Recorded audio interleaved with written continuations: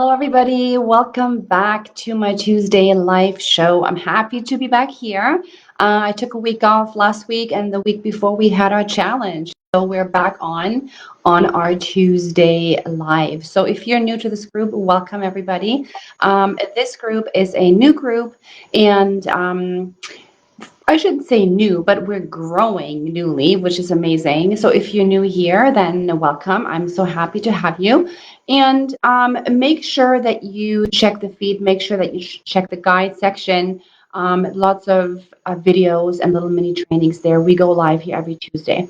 And with topics top of mind, if you have any questions ever, please shoot me a message. If there's anything you ever want me to speak on, I would be happy to do so. Yeah, reach out. We're always here, accessible and available. So today I wanted to take a minute to talk about seasonal eating. So seasonal eating is something that I started a while ago, and it has been extremely beneficial for me and my health with Hashimoto's. Today, what I want to do is I want to kind of like break it down into two sections. The first section is as to why seasonal eating can benefit us with Hashimoto's specifically so much. And the second section is how you can start to eat seasonally and align your body with the seasons. If you are on here live, please say hi in the comments and comment in the comment section below so I can see who's on and I can answer your questions even here. If you are catching this in the replays, then please comment below replay and let me know if you have any questions. Okay, so let's get started. Hashimoto's. Okay, so we know that Hashimoto's is it's an autoimmune response in our bodies. Okay, so this is something we have to always remind ourselves of, that it is affecting our thyroid gland, but it is essentially at its core piece an autoimmune response. If your body has put you in a state of Hashimoto's, a chronic autoimmune inflammatory response in the body. So knowing that, it is also really important to understand that if we want to go into remission long term, or if we want to just start with reducing symptoms and start with reducing, feeling horrible, and really starting to have a little bit more energy and a little bit more zest and pep in our steps, and no lower back, joint pain, and less muscle pain, less brain fog, and all of the symptoms that you're experiencing. We need to understand that we have to go, quote unquote, inflammation hunting. So we really have to really assess, like, where is the inflammation coming from in our bodies, so that we can really slow things down a little bit. Okay, so I'm not going to go into the whole inflammation thing today. That is a totally different story for another day. But I tie that in here because food can be so important for us to help our bodies realign with health and to lower inflammation in our system on all different sorts of levels. So from a gut perspective, from a detoxification perspective, like so many different, layers of inflammatory response that we can really address with food. And why do we have to do that? Because we want to lower inflammation. Oftentimes, we are very much obsessed with finding the foods that we're reacting to, taking the foods out of our diet in order to reduce inflammation so that our bodies are not responding.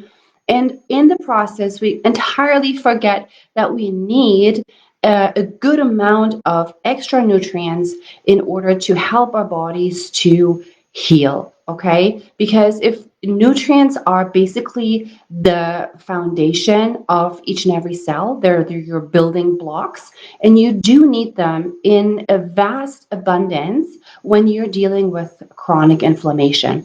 So you have to bring in a whole lot of nutrients in order to build your cells, in order to fight those free radicals that are damaging your cells, in order to support your detoxification pathways, in order to align your digestive symptoms, in order to decrease the weight gain that is happening because of inflammation.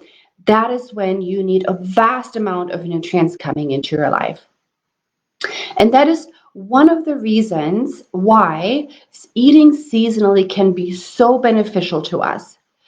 Because when you think about it, number one, nutrient density. Okay, so nutrient density is the first thing I want to mention here. So you can write that down. Nutrient density is very, very important for us with Hashimoto's and chronic inflammatory diseases or imbalances. Nutrient density means that it's not so much about caloric value. Okay, so it's not so much about counting the calories.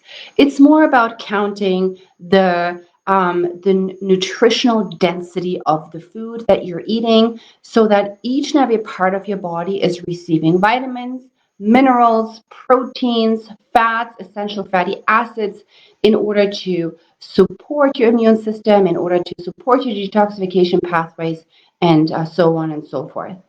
So nutrient density is the highest during in foods that are growing in season locally. Why is that? So even when you think about organic food that is coming from far away, right? It means that it is being picked, sometimes picked before its peak, so that it ripens during the travel time until it hits the store. So by the time it hits the store, the nutrient density of the food has already decreased substantially. It is still organic and it's still good for you and it still has nutrients in them. But if you were to eat something locally that is in season, it is more likely that the foods that are being picked are at its highest peak during so the highest peak of ripeness during harvest. Okay, so when you're seeing that in the store, or when you go to the farmer or the farmer's market and buy it from local stores or local farmers, the nutrient density of that food is 10 times, at least 10 times higher, like vastly more nutrient dense than any other food that has been shipped from far away, which can be incredible to help support our bodies. That is the number one thing. So always think about the nutrient density when you are thinking about seasonally. Anything that is grown seasonally really responds to the environment. Okay, so it is a food that has all it needs in order to grow during that particular time of the year. So it is not grown in a greenhouse, it's not grown overseas in a different environment, it's grown in your own environment that you live in. Okay, so which means that, and that can be even when you are, you're living, say, in the country and you're getting the food from, you have to drive to a place to a grocery store, maybe an hour away. That is still seasonally, or even if you bring it in from the same state that you're in with the same climate zone, that is still considered seasonally. That's your seasonal food in that particular environment that you are living in. And that is a concept that I learned in nutrition school and that I really, really love and have incorporated into my own life, is that eating seasonally means that you are connected with the food that grows during that particular time in your environment, in your local environment, or in the same time zone, in the same area that you are living in, because our bodies are we don't exist in a vacuum. So our bodies are not separate from the environment that we're living in. We are actually part of the environment. We respond to the weather. We respond to the temperatures. Every cell in our bodies, we go through different cycles. Our cells replenish in a consistent cycle. Our digestive system has a certain rhythm to it. Our sleep is set on a specific cycle. So my point here is that we are individuals that are much that we thrive much on rhythm and cycles in our lives. Right, for us women, we have a menstrual cycle. There's always this rhythm. And the same goes for the seasons, and the same goes for our food. There is certain foods that thrive in certain seasons, spring, fall, winter, versus others. And we are energetically connected with our environment, right? So we are not separate from that. We are responding to these type of foods that are growing in our environment at this moment in time that we are actually experiencing the same environment. Our bodies are able to utilize these nutrients in a much higher ability as if you're eating, let's say, a mango in November and you don't live in any tropical climate. Say if we live here in Ontario, just north of Toronto. So November for us is basically winter already, right? So my body responds to eating a mango in November very differently than it does if, let's say, I am traveling in Florida and eat a mango in July, right? Very, very different response because my body's energy is very different. When I live in a place, say in November in Ontario, my body naturally is trying to align itself with the colder temperatures. So my body is craving more dense foods that are warming, that are rich in protein and fats, because my body is trying to compensate for the heat that I'm losing when I'm stepping outside. So my body is trying to build some reserves, some energy reserves to keep me warm, to keep my organs warm. And for that, we need the nutrient dense foods. The tropical foods won't do that for us. And that can make a huge difference in how your body is responding to foods from an absorption perspective, but also from an enjoyment perspective. And that is my third point that I want to make here is that the enjoyment of food. So when we are thinking about eating seasonally, we are starting to become more connected with our foods. So we are starting to be more mindful about how we are creating our plates every day, every week, in order to nourish our bodies. And so that I really love that because it kind of gives you a mental break from sometimes the notion of all of the restrictions that you have been, hearing about or reading about that come with Hashimoto's, right? So a lot of times we are being told that we need to restrict so many different foods, and it takes the joy out of eating and prepping meals.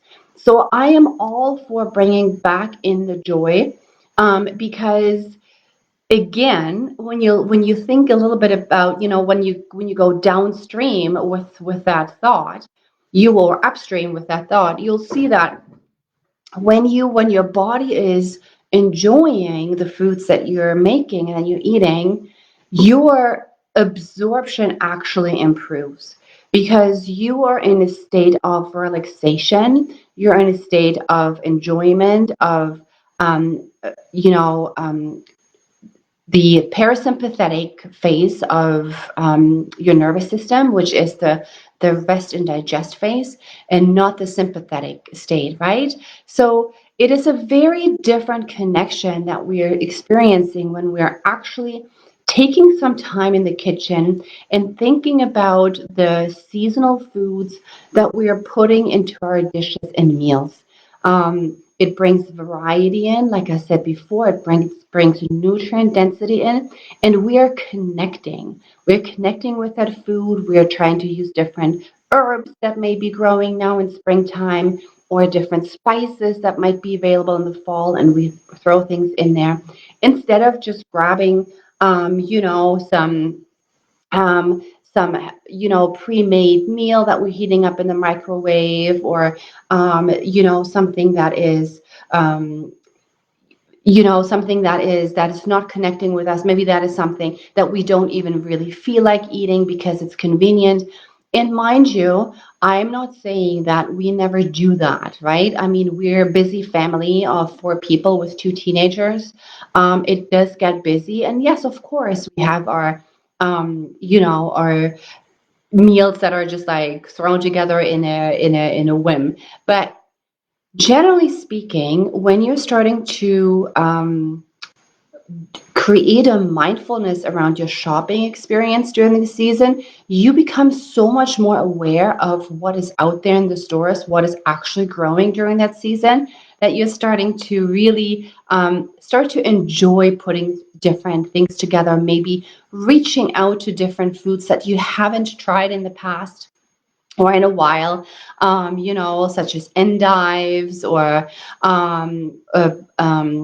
radicchio, and all of these things that are out there. And then you can pull up a recipe and then you can put that together for you. Okay. So again, just to quickly summarize for you guys. So why should we be well, why can we look into eating with the seasons for us with Hashimoto's issues? How can it help us versus just the restricted dietary plan that we might have been given? Um, it brings in nutrient density. Your body is connecting with this nutrient density at the peak of its nutrient value, from an energetic perspective, because of the same environment that you're living in.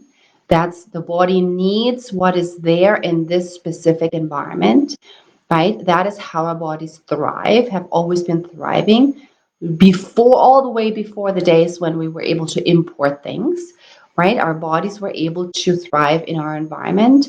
And that is because the environment provides us with the foods that our bodies need at this moment in time.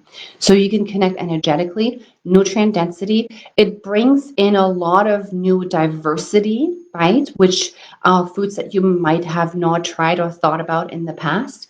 And it brings back joy into the eating part of it. It brings mindfulness.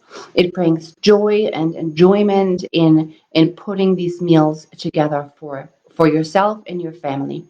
This can, all of these different components can very much help your Hashimoto's, because you're de-stressing, you're aligning your absorption with what's out there, so it's easier for your body to absorb. You're aligning your body energetically with what it needs during this time of year. And you're going into the parasympathetic state of mind, which is so important for us with Hashimoto's. We need to make sure that our nervous system is is being brought down on a daily basis, and cooking can really do that for you as well. It doesn't have to be a stressful event in your life. Okay, that is what I wanted to cover with you guys today. And speaking of the seasons, we're going into spring now, which every spring I absolutely love to go on a liver cleanse for myself. So in the next session, I'll be talking about the importance of liver and why that is important in spring. But I just wanted to let you know that spring is considered the liver cleansing season in Chinese traditional medicine, or traditional Chinese medicine, because our liver perks up during spring. Our liver is so, it's a workhorse, and it does a lot of things in our bodies. And over winter time, when we're eating the more nutrient dense foods, our liver can really take a hit sometimes, especially over the holidays, when we might be eating a little bit too much of the processed foods and things like that. So a liver cleanse can be extremely helpful to not just align with the seasons, because interestingly enough, all of the liver supporting foods that are out there in spring are exactly there to help your liver churn out the fat, to help your liver churn out the toxins and all of these things. All of the bitter greens, all of the good foods that are starting to pop up in our grocery stores now have such an amazing effect on cleansing the liver, which can really help bring down inflammation in your body. It can really provide you with a clean slate at the beginning of the year so that your inflammatory levels are actually being decreased consistently throughout the year. So, having said that, I am doing a liver cleanse starting April 28th, and I have decided to invite you guys to it. So, if you're up for it, it's a 4 week journey with me. So, it's a 10-day liver cleanse, right? So, the actual cleansing, which by the way, it's completely whole foods based, there's no supplementation needed. If you wanted to, you can add some, but there's nothing needed. It's a very gentle liver and I'll say also gut support program of 10 days and whole foods based, delicious recipes. And what we're doing is we're actually going to be together for the pre-cleanse week. We're going to be together for 2 of the cleansing weeks, so the 10 days. And then we're going to be together for 1 week after the cleanse so that I can teach you how you transition back into regular eating in a gentle way so that you keep the benefits of the cleansing for a long time. If you want to join us, I'd be happy to have you. It's going to be an amazing event. I'm planning some really cool stuff. So I'm thinking about in the first week of the pre-cleanse, what we can do is actually because you do get a meal plan, right? So I have curated an amazing meal plan for you guys, and during the first week, you go grocery shopping for the meal plan. But then we can do a co-working session. Like we actually meet together live on Zoom in our kitchens for accountability, and we are meal prepping for our cleanse together. Okay, so that you are not just getting the meal plan and then you're procrastinating, maybe you're not even doing it. No, so I want you guys to do it. If you sign up, I want you guys to do it with me. All right, and then we can do it together in the kitchen. Anyways, it's going to be amazing. If you want more information on that, just post in the comment cleanse and I will reach out with more information around how that looks like. All right, everybody, I hope this was helpful and I will see you again very soon during our next weekly live. Have a great day, everybody.